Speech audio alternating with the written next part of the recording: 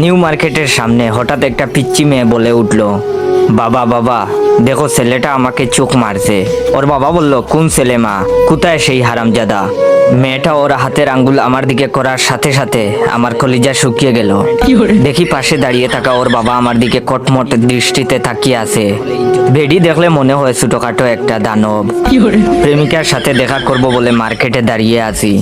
ওই 4-5 বছরের পিচ্চি মেয়েটা আমাকে প্রথমেই চোখ মেরেছে। প্রথম কয়েকবার পিচ্চিটা মারার পর আমিও দুষ্টামি করে একটা চোখ মেরেছি। দেখে সাথে সাথে ওর আব্বুর কাছে বিচার দিয়েছে। মেয়েটার বাবাকে আমার দিকে এগিয়ে আসতে দেখে দিলাম একটা দৌড়।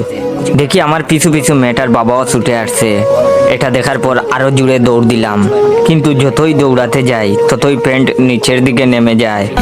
2 হাত দিয়ে কোমরের 2 পাশের প্যান্ট ধরে আছি আর মার্কেটের মধ্য দিয়ে দৌড়াচ্ছি। মনে মনে নিজের বাপের উপর রেগে গেলাম।